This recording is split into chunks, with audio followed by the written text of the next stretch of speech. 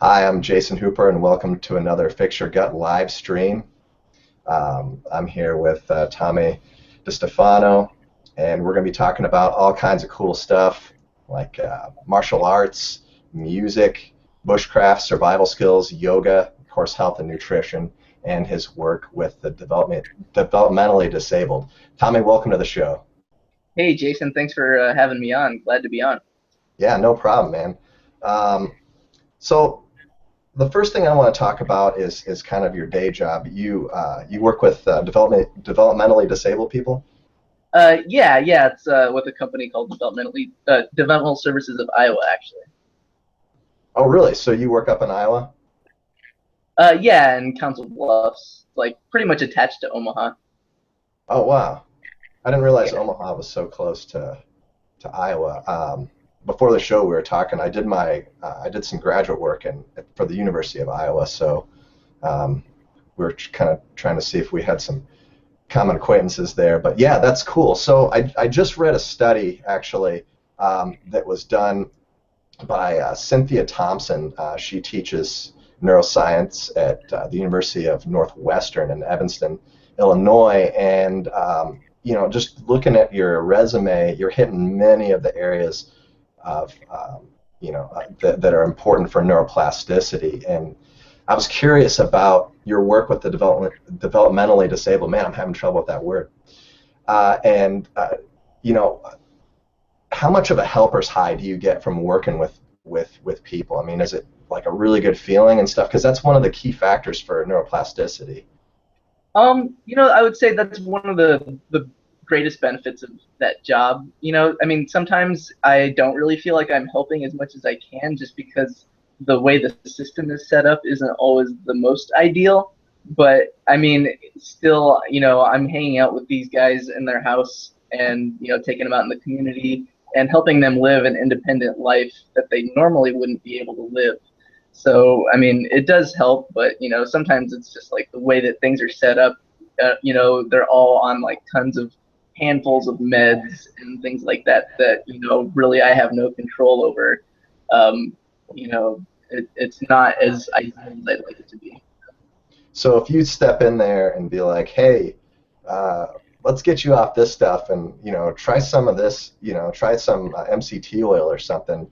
What do you think's going to happen to you? Like, To me, yeah, like let's just say like you were helping somebody out and they were on all sorts of meds and you're like, look, some of this stuff is pretty bad stuff. Let's switch things up. You think you'd get busted for something like that or Um, yeah, I mean, because it's all pretty much connected. Like they all go. I mean, like they go to doctor's appointments like pretty regularly, and it's all kind of set up through the company.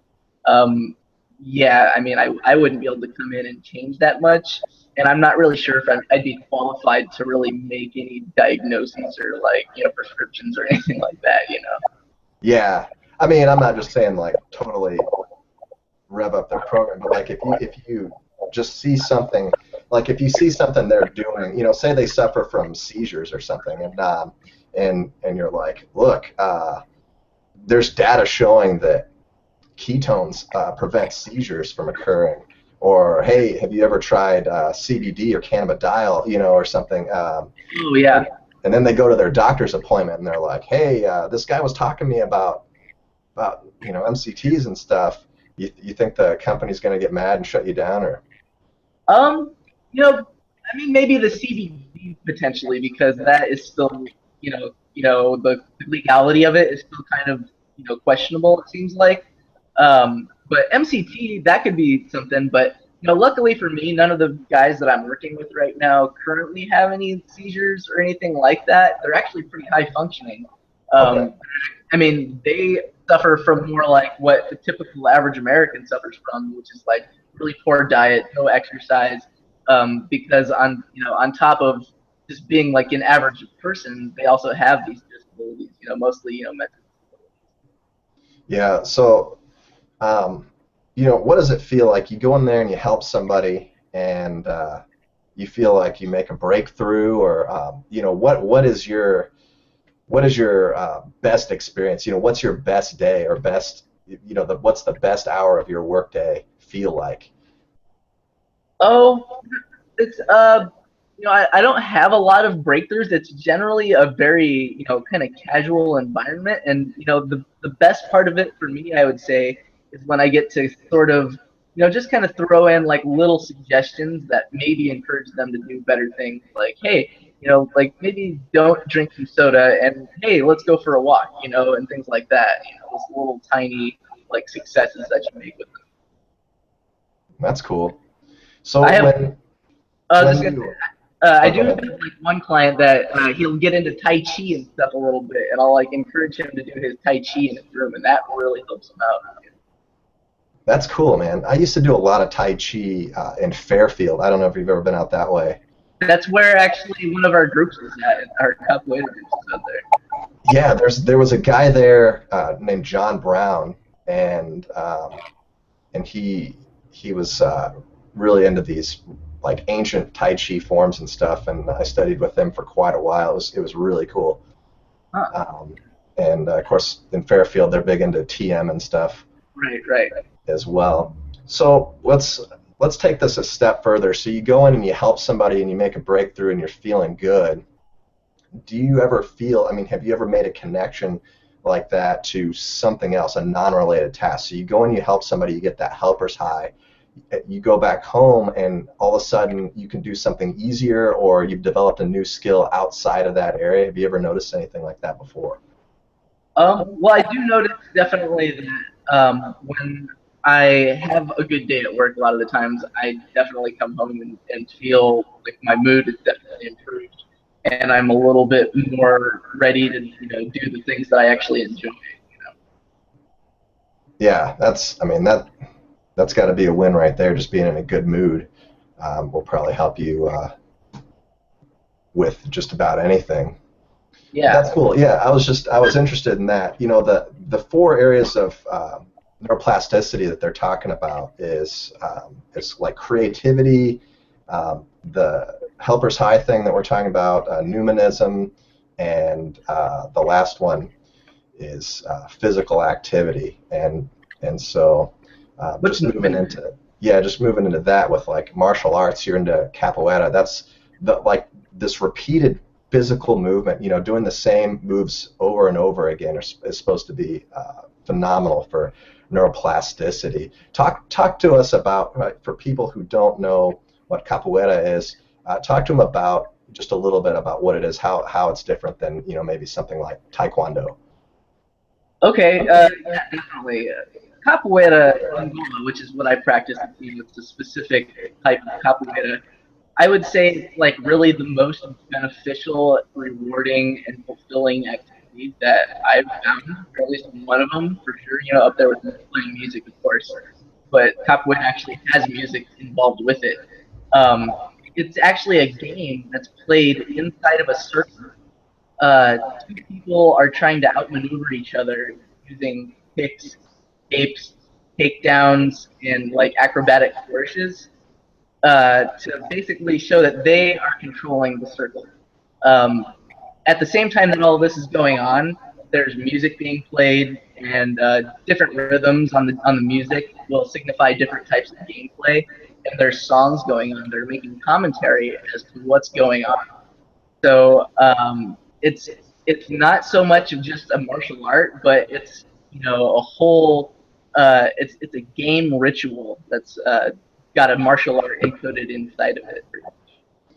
Yeah, from what I understand, it's been a while since I have been in that scene, but like there was from the days of the North African slave trade, and I guess coming down to Brazil, the slaves they weren't allowed to, of course, learn martial arts because that would be a bummer for the slave masters, right? And so they sort of they're like, no, dude, we're just dancing. And they basically developed a martial arts system that was just supposed to look like dancing in a game and whatever. And then there was a huge like uprising, and they were all well trained. How much of that is accurate?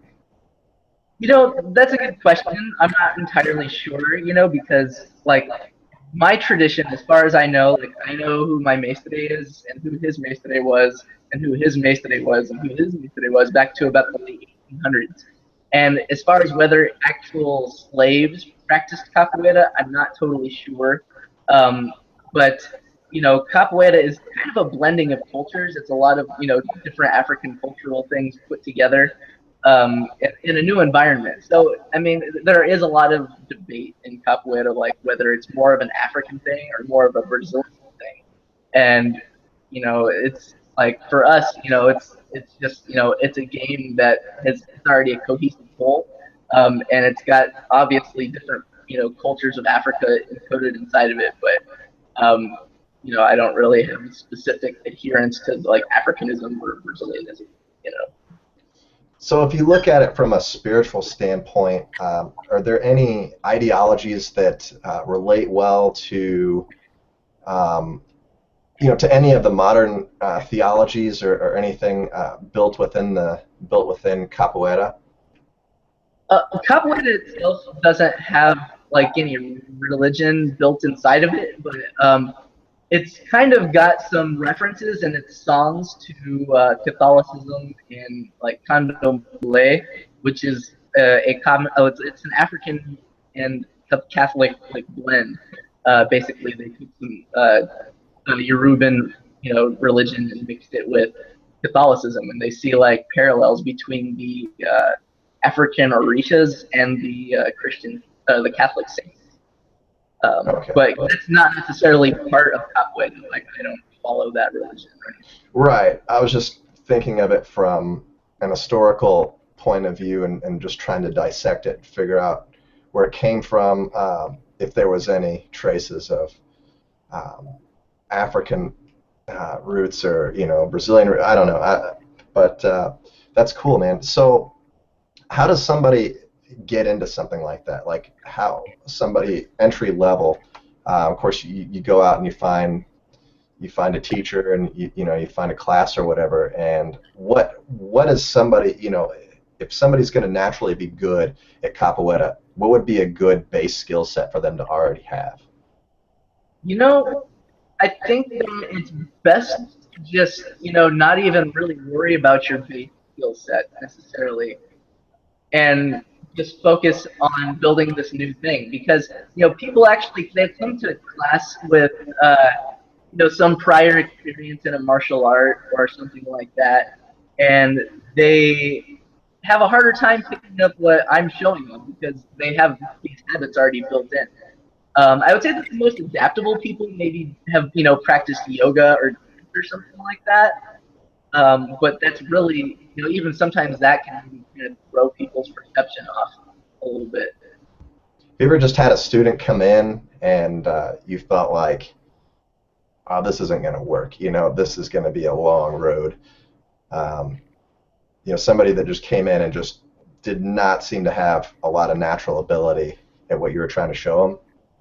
I mean, sometimes I've had really, really young kids that were just not ready to pay attention. But other than that, I mean, I just recently had like a woman in her mid 60s, practicing with us. But I mean, there's always something to do. So I mean, anybody from like really young kids to older folks can do it, and even people who are completely out of shape can, work their way in. There's always like a variation that we can have them do. So when you're matching people up, I guess, is there sort of like a ranking system? Is there belts, or do you just say, hey, why don't you guys just get in there? How do you start, pairing people up for actual competition? Well, it's a little bit more relaxed and casual than that, because everybody kind of plays everybody. We look at it as more of the game, we're playing, and it's not so much. I mean, there is an element of competition in there, but there's also an element of trying to draw out the greatest, game in the person that you're playing with, because you're trying to have fun with it. That makes sense. I mean, there's a lot of other games too. I mean, like, football's a game and people are smashing into each other, and concussions and all that. But right. So it's just they try to take the competition side out of it and just make it more fun. Yeah, I mean, there is still competition. We're trying to, there's three definitive ways to win the game. you either make the other person fall off of the supports of their hands or their feet or their head. So, I mean, usually on their butt or their back, or you make them go outside the circle, or you make them get stuck at the edge of the circle for just more than a few seconds. That's kind of analogous to the way that we treat people in our society that we don't want. Falling is analogous to death. Being knocked out of the circle is analogous to being banished, and being stuck at the edge of the circle is analogous to being stuck in prison, pretty much. Okay, that's interesting. So I guess if they get pinned up against the outside of the ring for too long, then they're cut or whatever. They're done. Yep.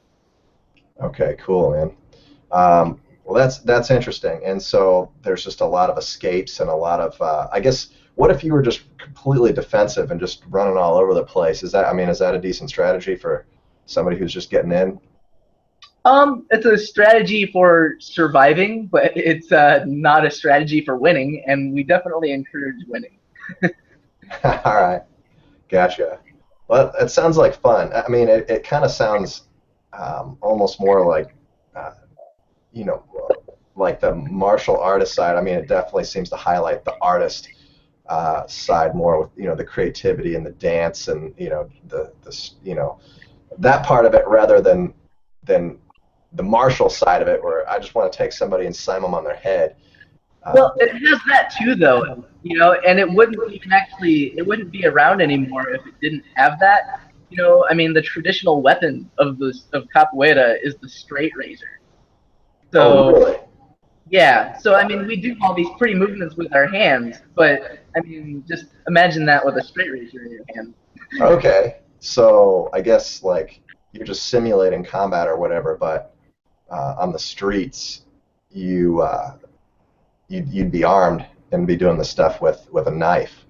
Potentially, or using headbutts and things like that. I mean, it's brutal stuff.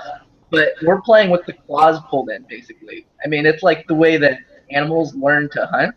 This is how by playing, right? Sure. Right. That makes sense. Right. So I mean, and you don't have to answer this if you don't want to, but like on this when you just go out day to day, do you carry a knife with you just to have as for defense? Sometimes I'll have one packed away, but usually not. Sometimes, every once in a while. Interesting. Just because I have them for practice, Yeah, I studied eskrima for a while, and like knife defense and stuff, and so one of my relatives was huge into that stuff. He's kind of like this doomsdayer guy, and he is preparing for the end of the world and stuff, and so he studies this because he has a scenario in his head where there's not going to be any bullets left, and he's going to have to use a knife to fight zombies or whatever. But yeah, so that's cool. So you've been a member of the Bulletproof Forum community for a couple years now, and for those of you that don't know, the Bulletproof Forums is a message base for biohackers and a lot of people who tend to follow Dave Asprey and the Bulletproof lifestyle. And you used to share links of songs that you've created, of music that you've created, and how long have you been into music? I mean, I grew up around a drum set. My brother played drums and my dad played drums, so like I was 5 years old and playing around on a drum set, and I took lessons throughout school, stuff like that. That's cool. So did you go through a traditional music program or just lessons or, do it yourself? A little bit of everything. I played, in regular, school classes, and then I also took, these private lessons, going through, sheet music and things like that. So, I mean, it's been a while since I've read music, but, I did that. But I also just especially loved jamming by myself in my basement, on a drum set. So I always ask percussionists this question. There was this movie that came out a while back about this percussion that this drum set player that was at this like fake music school in New York, and I'm not sure if I'm allowed because of our user agreement. I'm not sure if I'm allowed to say the name of the movie. but it was named after a song that resembles a neck injury, or a uh, no, I got sent this message from YouTube, and they were like, "Hey, you're violating our violence and drug policy," and they were about to shut down my channel. What? Yeah, because we did that thing on nootropics, and they're like, "You can't promote drugs." I'm like, I'm not promoting." Anyway, yeah. So have you seen that movie? Yeah, it's been a while, but yeah, I've seen that. Yeah. Yeah, it's just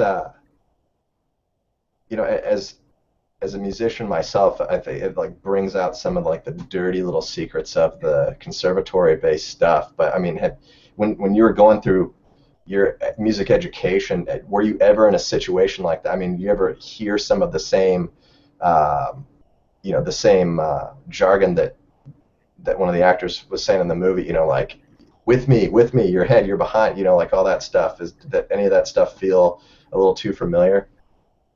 I don't know. It's been too long since I've seen that movie to really, relate to that. I'm not sure. It was like basically this kid.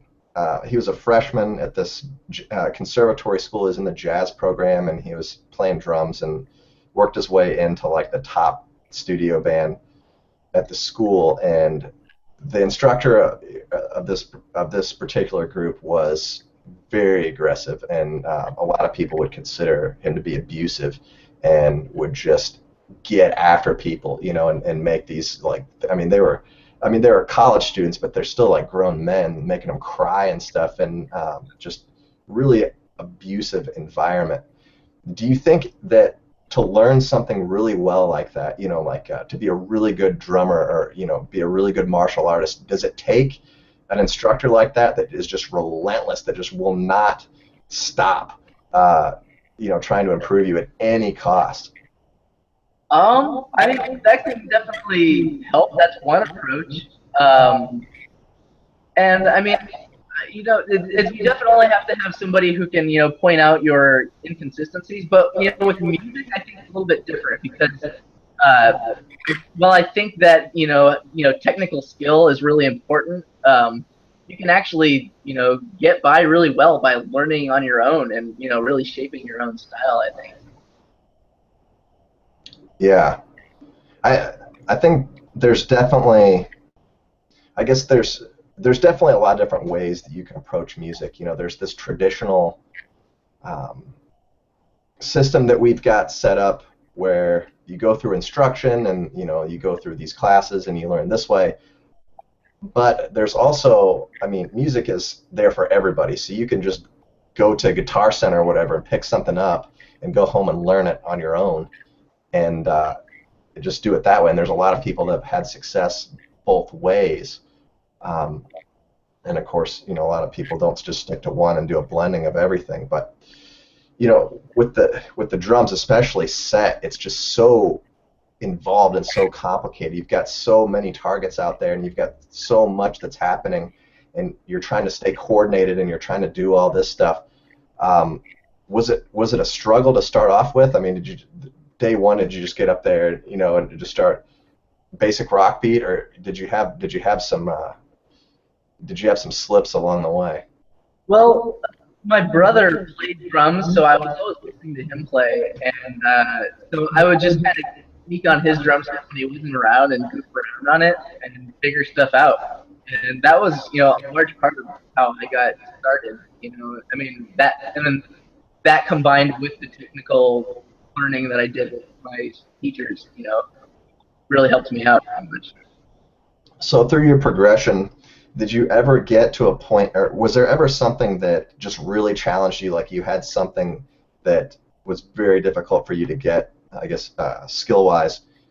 And Yeah, counting a lot sometimes, like like counting out measures for like jazz bars and stuff like that.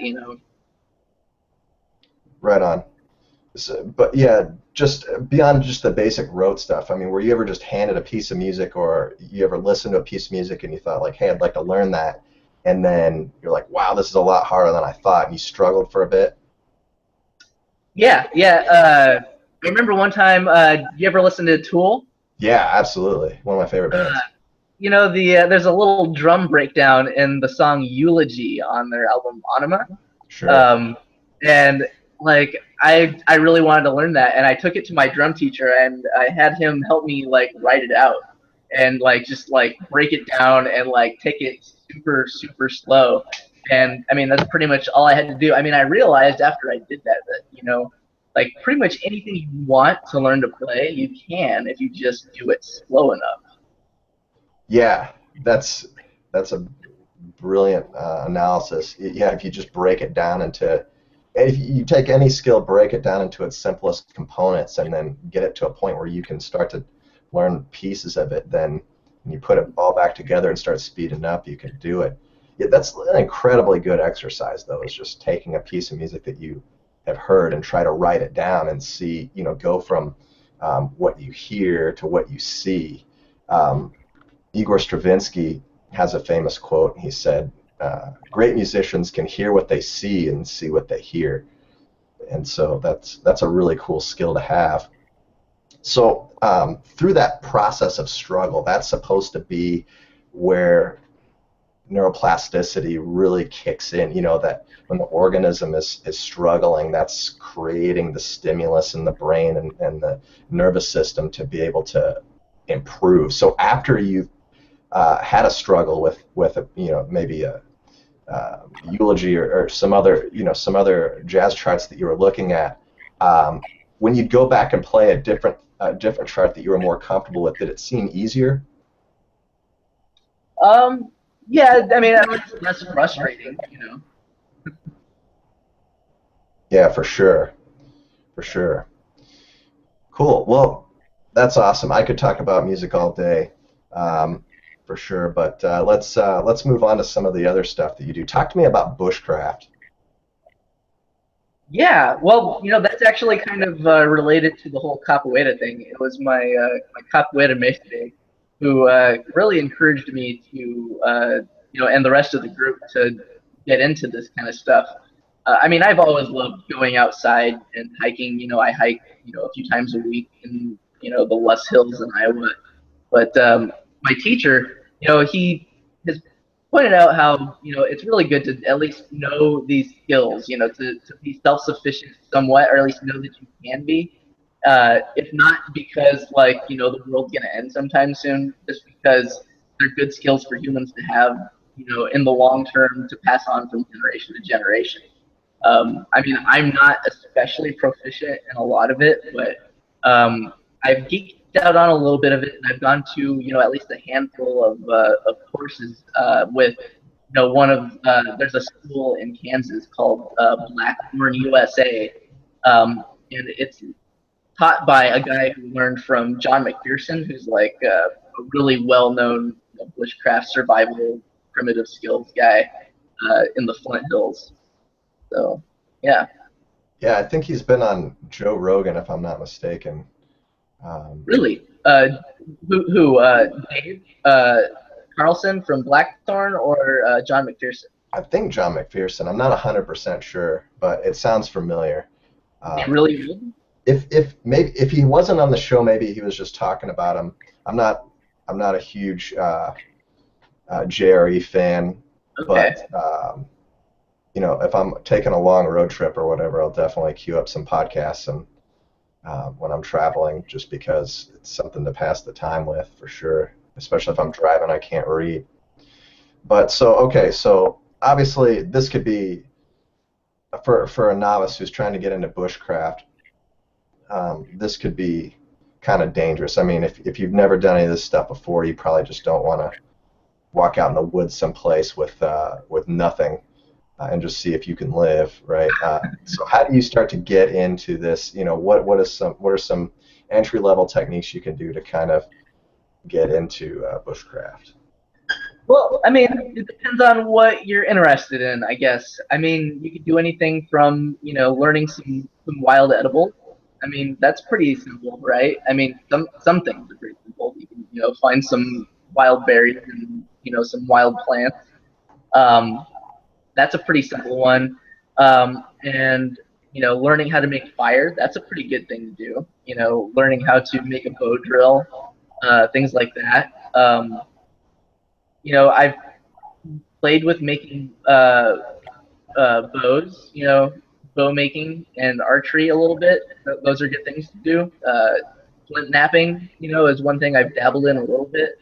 That takes a little bit more practice, though. Making cordage is a great one.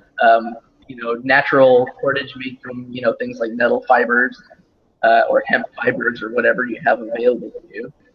That's just a handful of them right there. So that's pretty cool. So if I'm out in the woods, let's say my flight crashes and I'm the only survivor on the flight, and I'm just in the middle of nowhere. I'm like, okay, I'm gonna have to hunt some food. So talk me through how I'm gonna make a bow and arrow and do some hunting. Or Well, is that even a good thing to do? I mean, that's not going to be your the first thing you want to do. You're going to want to find a place where you can make sure that you're in a safe area where you can be protected from the elements, and you're going to need water before you're going to need food. That's going to be a little bit more longer term strategy right there. okay. When I was a kid, there was this like folklore thing where you'd find these water finding sticks or whatever, and you'd like hold them out and do stuff. Is there any legitimacy to that, or how do you find water? That's one thing I still haven't done a lot with yet. There's ways of gathering water and purifying water once you do find it. I'm not really totally sure on a lot of techniques for finding it as far as like dowsing and things like that, though.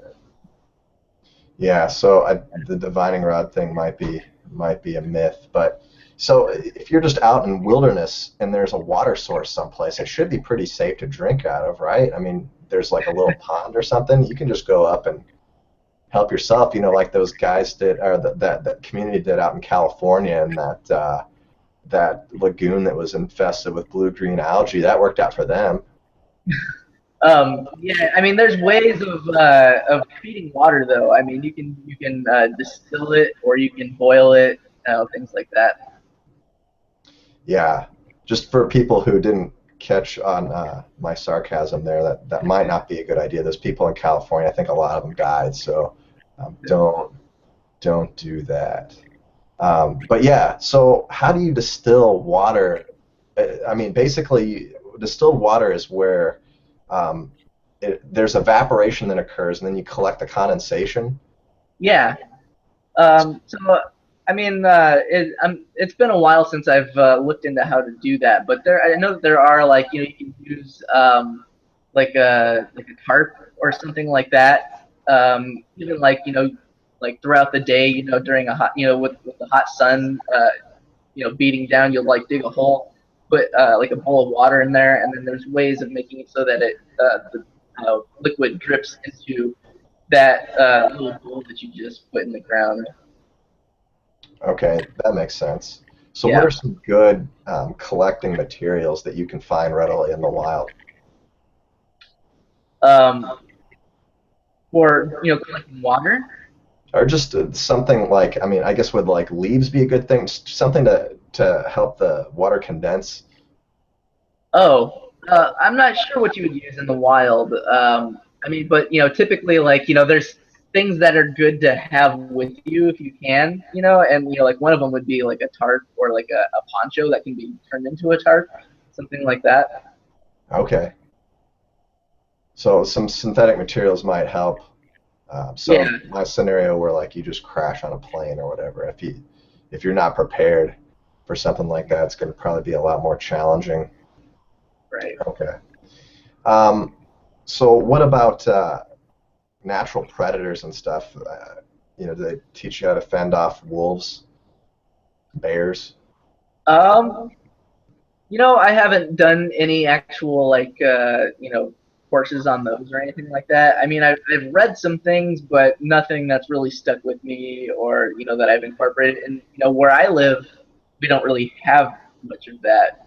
Like in Omaha, Nebraska, and even in Kansas, where I've taken a lot of new courses. Yeah, good point. You guys have a lot of corn though, so you could, if you needed a meal, you just go out and grab some corn, right?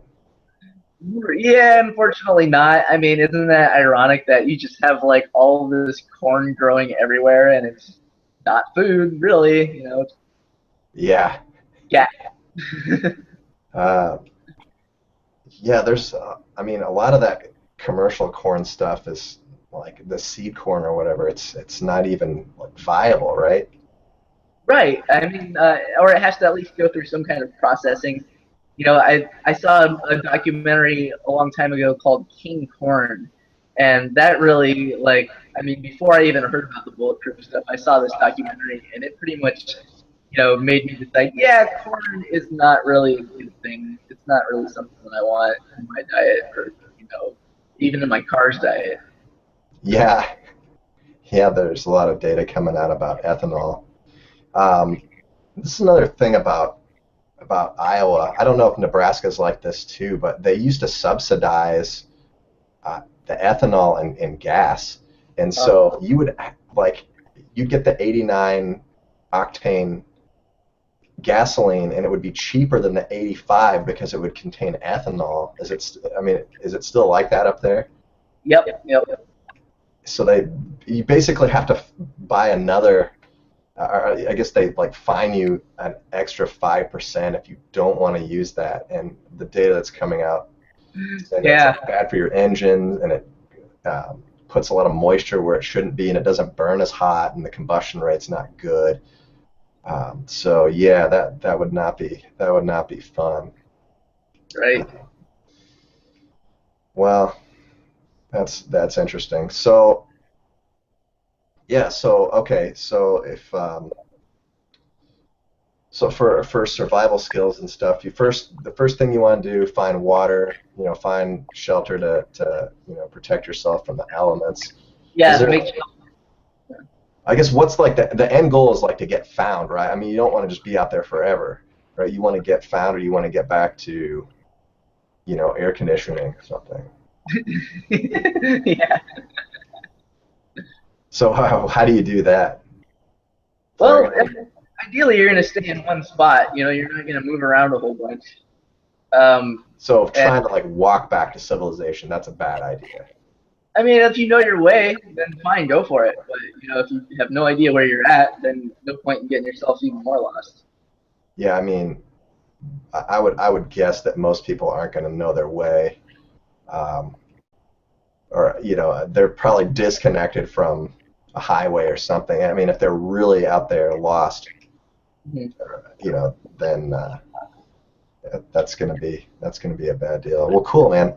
So let's get into yoga. How long have you been doing yoga? I got into that around the same time that I got into capoeira. I mean, I was just doing it, at home on my own, with videos and stuff until I got to college and I took a few classes in college. And then, like back in, I think it was 2012, 2013, I started going to yoga classes more and took a yoga teacher training program and got certified to teach. Wow, that's pretty cool. Under which organization? It was Prajna. It was through a yoga studio here called One Tree Yoga. Oh, cool. Yeah. So do you teach yoga classes also? Not anymore. I did teach them for a while, and I even I kind of incorporated some of the kinesthetic elements of capoeira movement into some of the yoga poses, just to kind of you know give the students something a little bit different that I think is actually really valuable, actually. Um, but it didn't really jive too well, and yeah, I enjoyed it, but it doesn't really spark the same kind of passion that teaching capoeira does.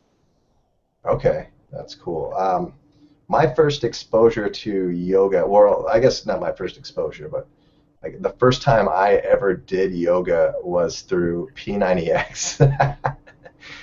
So I haven't been doing, I mean, I guess I do like Tony Horton style yoga, but I've never really been flexible. I guess that's the thing that has always taken me away from it is this, my balance has been pretty good. I'm really flexible in certain areas, like in my hips and stuff. You know, for wrestling, jiu-jitsu, I'm really flexible in that way. But I've never in my whole life been able to touch my toes. And it makes it really difficult to do some of the poses when you can't put your hand on the ground because you're not flexible enough. So it's just burning my core trying to get through this stuff, and it's just not fun.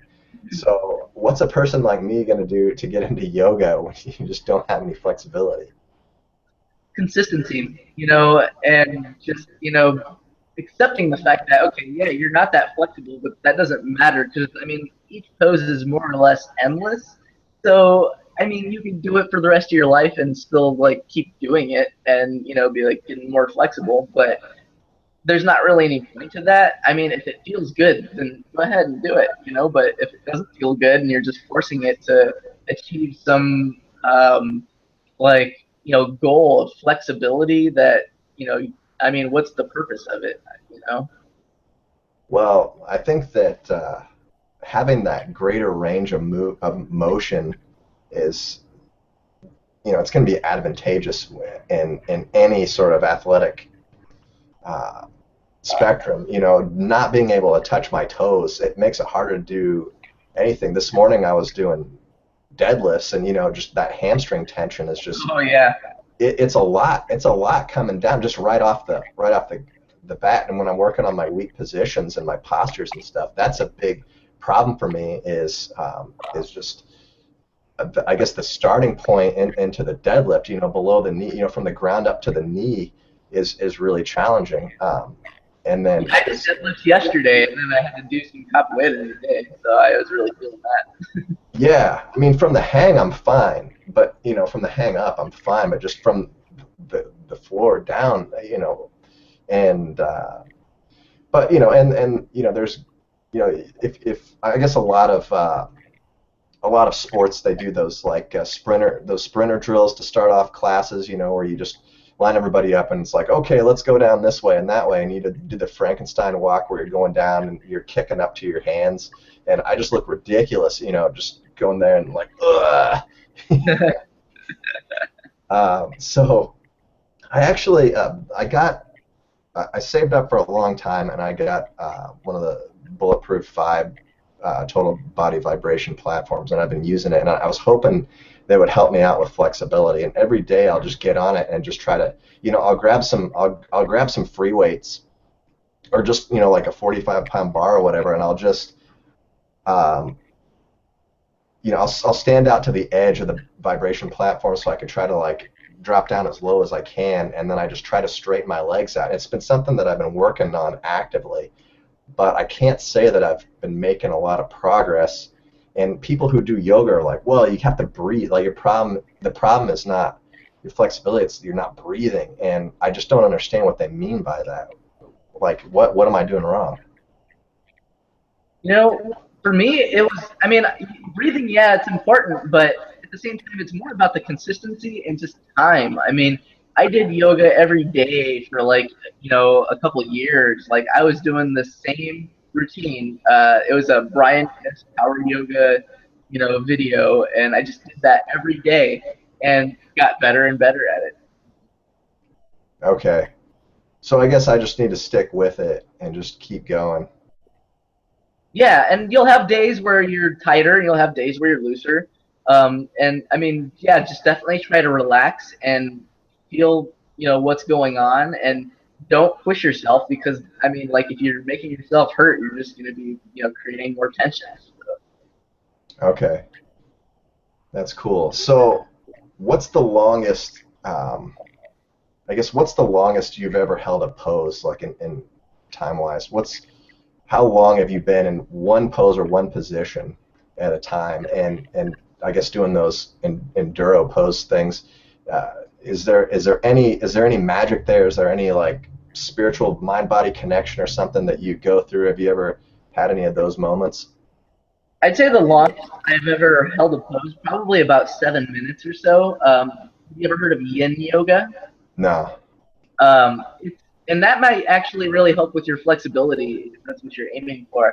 It's a passive yoga. You do these poses where you're trying to disengage your muscles entirely and you let your basically gravity do all the work. So you're in these poses nice as relaxed as you can, but it's putting a lot of pressure on your tendons. So you're sitting there for like 5 to 7 minutes maybe, just totally relaxed. And yeah, afterwards. It pretty much you feel like you just had like a really nice massage. Well, that's cool. I've definitely never experienced that. So maybe I need to work more on that. 7 minutes, that seems to be pretty reasonable. 7 minute stretch. I think most people can do that. There seems to be some, I guess, disagreement with some of the, I guess, I wouldn't really say powerlifting community, but some of the athletic community, they say that if you're too flexible, that it can take away some of your power. Have you ever experienced, can you relate to that at all? Can you comment to that? Well, I'm pretty new to resistance training, but so far, I feel pretty good. Like I'm progressing pretty well. Um, but I'm still very new. I'm not lifting super heavy weights, but you know, uh, I feel pretty strong. I can do handstands and hold my body weight up pretty well. Well, that does take a lot of strength, just to do, and balance too, just to be able to hold your body weight up for a long period of time. And that's pretty. That's a good benchmark of strength, I think, especially if you can do like handstand push-ups consistently. That's pretty decent. But yeah, I mean, just even if you're not lifting heavy weights, there's a lot of body weight exercise that you can do that take a lot of strength, um, like pistols or something. One leg Bridges. squats. I mean, you can really get a huge workout just by doing bridges. Yeah, for sure. Um, I had a martial arts instructor once that said that like my my hips were too flexible, and so when I was uh, doing a certain type of Tai Chi, I would move my hips beyond, like, I guess, the normal range of motion, like you just move to it and stop. But since I was too flexible, I would move past it. And he was like, no, this is gonna be hard for you to learn because you're going too far beyond it. But yeah, I think there's this. I think Pavel. I don't know how to pronounce his last name. I think it's like Sulian or something. He's been credited as the guy who brought the kettlebell over from Russia to I guess to expose Americans to like kettlebell swings and stuff and Turkish get-ups and whatever. And he can do like a full-on split. I mean, like Claude Van Damme style, and just like totally, like chairs out to the side, just total splits. And he talks a lot about how just that degree of flexibility really helps his athletic performance. And he's a power lifter too, as is his father. And I think it's really cool to get into that and yoga and flexibility and all that stuff. Um, let's change gears for just a little bit. Talk about your daily routine. So what does your daily routine look like? You wake up in the morning, and then what's the first thing you do? Well, I usually I track my sleep with the sleep cycle. So, I'll let it check my heart rate when I get up, and then I also check my heart rate variability. Lately, I've been using the Marco Aldini uh, HRV for training app. Um, so I'll check that, and I'll drink a bunch of salt water usually. I still do the salt water hack. Um, and then I'll get up and take a cold shower. I'll do some dry brushing and take a shit probably, and then take a cold shower and I'll eat breakfast. I'll have some eggs and some soft boiled eggs and some veggies and some of this avocado based mayo that Mark Sisson came out with, the Primal Mayo, and some bulletproof coffee a lot of the times. That's cool. Yeah, John actually just got some of that Primal Mayo in also. How are you liking it so far? It's pretty handy. I like, just putting it on all kinds of veggies. I like the fact that it's, avocado based. Because sometimes, you can't find good avocados, and you want the good benefits of the avocado oil. So, That's for darn sure. There's nothing worse than getting an avocado, like peeling it back and it's just like the brown spots. yep. Uh, yeah, I just don't like it. So let's backtrack and go into some more detail for some folks that may not be familiar with a lot of this stuff. You're talking about HRV, which is heart rate variability, and these devices are measuring I guess if your heart rate is just totally metronomic, if it's just going absolutely perfect, that is actually a sign of poor health. So your heart rate should vary. It should go up a little bit and it should go down a little bit. And you use a couple of different pieces of equipment that monitor your heart rate variability while you're sleeping, and then when you first wake up. So have you tried any of the M-Wave stuff or the heart math? Yeah, I do have a M-Wave 2, and I still use that every once in a while. I haven't used it a whole lot lately, but usually what I do is I'll wear that for about 6 minutes and just kind of get a feel for where I'm at, during that day. Yeah, I've got my M-Wave 2 right here. This is one of my son's favorite toys. Unfortunately, he's one, so it's a little bit of a problem. I don't think he's really getting the full benefit of the device. But yeah, I've actually got all three different M-Waves. I've got the Inner Balance, the PC version, and the M-Wave 2. But yeah, it's just a way to train. It's just a way to train how to increase your heart rate variability.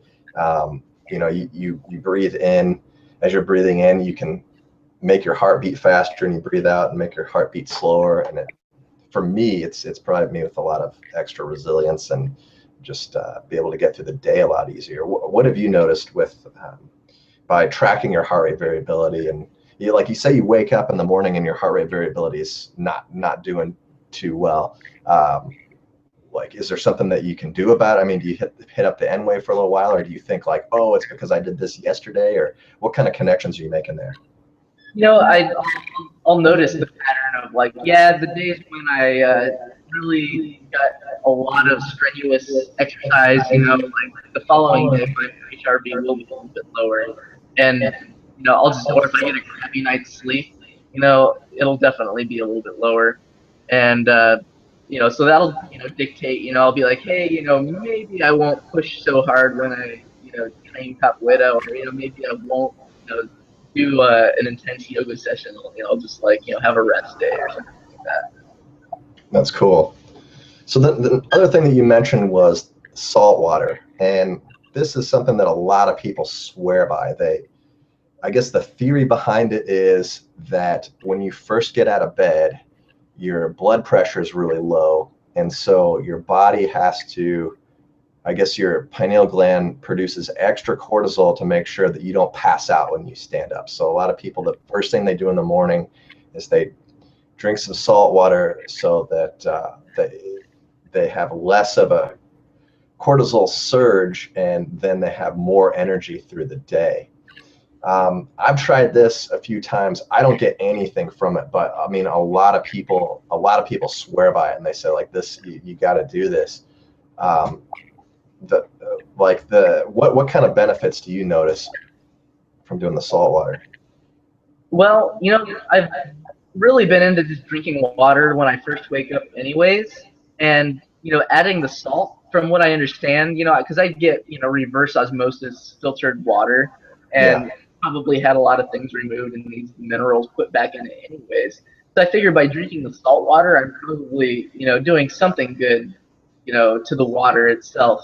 But and then I haven't experienced anything huge with the salt water, but uh, I figure it's worth doing. It doesn't, it's not an unpleasant thing. When I first started doing it, I was kind of like, yeah, I don't know if I can drink salt water, but I've come to appreciate it, and I just kind of figure that it's probably, making it a little bit less stressful on my body to wake up, basically. How much salt are you putting in the water? I usually just put half of a teaspoon in. I have like a little hydro flask, 16-ounce water bottle, and I'll put 16 Okay. ounces of water in there. So it's not like drinking seawater or anything. It's No. a lot more mild. Okay. Well, that's cool. So you take cold showers with the cold thermogenesis protocol. That's something that I've done quite a bit also, and I've gotten a lot of positive results. Well, lately I haven't been doing the showering thing because of this protocol that I'm on with the AO plus. So right now I haven't showered in like 3 weeks, but back when I was showering, I would do this, and it would just get in that. If you can just get in the water right off the bat, and just have that cold water hit you, it sucks probably for about a good minute, and then once you get past that, then you're like, okay, I can do this. And then when I get out of the shower, I just feel so good. I just feel energized, and all those endorphins are kicking in, and I just feel great. I really love the cold thermogenesis. What kind of experience do you have with it? Yeah, I mean, there are days when it's like, yeah, I don't know if I want to do this, but every time I do it, I get out and I feel like, yeah, that's, way better than if I would have taken a hot shower, I'd just be totally like zonked out now. But, after you kick that cold shower's ass, it's like you're ready to kick the rest of the day's ass. Yeah, especially in the wintertime, huh? When it's like Uh-huh. -30 outside in Omaha, snow everywhere, and you're like, yeah, I think I'm gonna get enough thermogenesis on the way out to my car this morning. I think I'll It take a hot shower. I think it really helped me appreciate the wintertime a lot more, because once you're used to cold showers, then, just the regular cold temperature doesn't bother you nearly as much. That's true, and that's what it was originally designed for, was a cold adaptation thing. And I guess we've gone on a little bit further and ascribed some other health benefits to it. But yeah, that's something cool. Do you take any regular supplements, or what's your view on supplementation?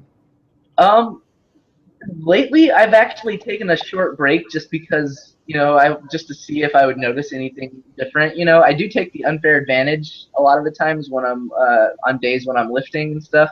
But otherwise, I was also doing the cod liver oil and what is it? The butter oil from Green Pastures. Yeah, Um, and that that's was not kind of cheap. replacing that was just to replace some of the other ones I was taking. Before I was taking like all the the bulletproof recommended stuff, the K2, the D3, the magnesium. I was by John Brisson's recommendation taking the magnesium glycinate. Sure, yeah. Um, I take chlorella and spirulina, vitamin C, B12. And the Thorn FX multivitamin, the ANPM. Okay. Yeah, speaking of the unfair advantage, I'll do this quick plug. We do weekly drawings for our subscribers on YouTube. If you subscribe, you're automatically entered into a drawing to win unfair advantage. We had our first winner last week. Alex from Massachusetts won a box, and so we'll be announcing another winner after tomorrow's live stream with John.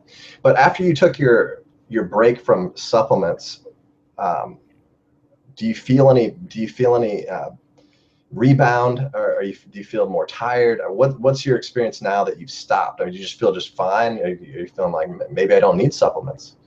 Yeah, I mean that's kind of what I'm feeling like. I like maybe at some point maybe I'll try adding them back in. Like if I feel like I'm making a plateau with some of like lifting and stuff like that or something. But for now, I mean my energy levels are good. I seem to get a lot of. I mean, like I'm growing a lot of my own food, so it's like that's probably a lot of nutrients for me. I would think. So. Yeah, for sure. I don't take my full stack on the weekends, and I just kind of coast. And sometimes, especially in the summers when I'm not active and I'm not teaching, I'll take extended breaks too. And when I get out the supplements and everything, it feels okay for a while, but then when my stress levels go up, I start to not feel as resilient, so I'll start adding things back in. But yeah, I think a lot of people get into this habit of just taking everything possible. I mean, they're like, oh, this is good, I'll take this. Oh, this is good, I'll take this too. And they spend, some people spend upwards of $400-500 a month on supplements. They probably don't need all that stuff. Yeah, it's expensive, and it's like, is there really any result coming from it, or is it, just to make yourself feel good because you're like afraid because you read on some blog that you have to have this thing. Well, I mean, there's people that eat fast food every day of their lives and they're not getting hardly any nutrition. I guess they're not 100% healthy either, but they live, I mean, they're alive, they're doing it. Right. Yeah, but I mean, maybe you can be a little bit more optimized by taking some supplements, but uh, like, I also like to just think like, well, what happens if you just try normal food and not taking supplements? Right on. And when it's summertime, like you said, you're growing your own food and you're getting a lot of nutrition from your garden. You probably don't need as much vitamin C because you're getting, I mean, if you eat one pepper from your garden, you're getting plenty of vitamin C from that right off the vine. A lot of people don't have access to that, though. It's the problem. They're in these urban areas, they can't grow their food. And Yeah. so, they almost have to supplement. In the wintertime, a lot of people aren't getting enough sunlight. People with darker skin, they don't get enough vitamin D. So yeah, but it's good to approach everything with skepticism. It's good to try different things. I mean, don't just take something because somebody tells you it's good. Do the research and definitely cycle off every once in a while. It's good. I think it's probably damaging to stay on it for a long time. Well, I feel like we probably could have done another podcast. I forgot that you did the gardening. We could have done something on that too. Yeah. But Tommy, it was awesome to have you on the show. I appreciate you taking your time to speak to us about all the cool stuff that you're into. Yeah, thanks for having me. Yeah, no problem. All right, guys, thanks for listening, and we'll see you next time.